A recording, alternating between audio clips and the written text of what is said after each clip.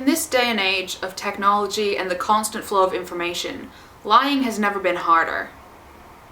Or easier. This week, I thought that I would tap into the more terrifying side of my brain and tell you guys how to convince people you're in a relationship without actually lying, largely through the use of social media. You're welcome. The entire basis of this is that you sprinkle enough light deceit around to create the general impression of a relationship, whilst keeping it on a level that will not be entirely life-ruining if you get caught out. Only make moves that add up to create a bigger picture, but on their own can be explained away. First of all, you need to think like someone in a relationship. How would your day-to-day life be different if you had a boyfriend? Obviously, you'd have love and companionship and like someone to spend your time with.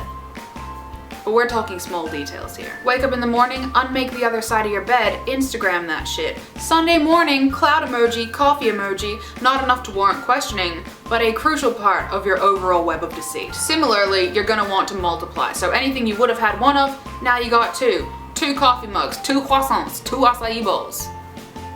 I really just like saying both of those words, but this one does work best with food. Now you're gonna want to incorporate this into as much of your everyday life as possible. So if you're reading a book in the park, take 2 books instead of 1, maybe a manly looking jumper or jacket, pop them in a twit pic, pop them in a Snapchat, job done. The devil, or the deceit, or the delusion is in the detail. Carrying on with the detail and props, you're gonna need a few things that look as though they obviously belong to someone else. And that's gonna take a little bit of effort and investment, but if you're actually doing this, chances are you're a crazy person and you won't mind. Overall, the key here is subtlety, so be strategic. An overnight bag here, some aftershave there, maybe an oversized hoodie from a school you didn't go to. It's like building your wardrobe around a few key pieces, but a lot more worrying. Pick a person and mention them often. Anyone that your main audience doesn't know very well will work just fine, but barring that, just pick a random name. Both strategies have their pros and cons. For instance, picking a real person lends authenticity and you'll get bonus points when you actually manage to post a selfie together. But if you are heavily implying that you're more than friends, things could get very, very creepy. That's why subtlety is important. Make it the kind of situation where people are like, oh, I wonder if she has a boyfriend. Maybe it's this guy she keeps mentioning, not like, ah, yes, your boyfriend Todd. Because if you're not actually dating Todd, he might find that a bit weird, so subtlety. Subtlety in deceit.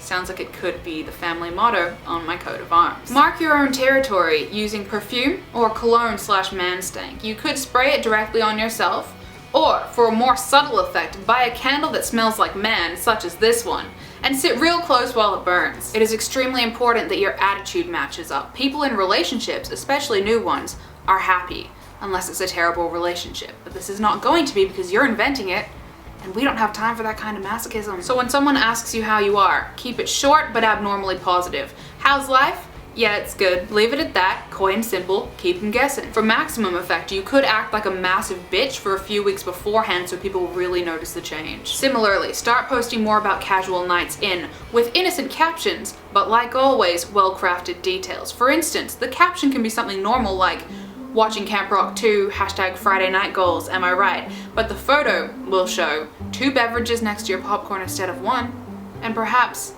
a cozy blanket for snuggling.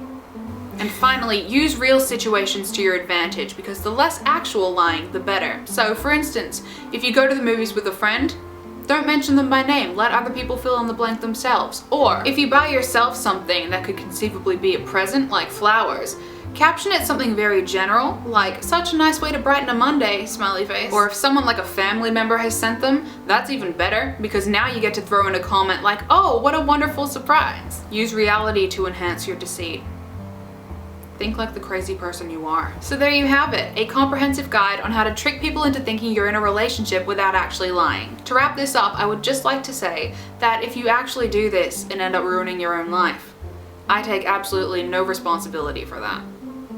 Goodbye.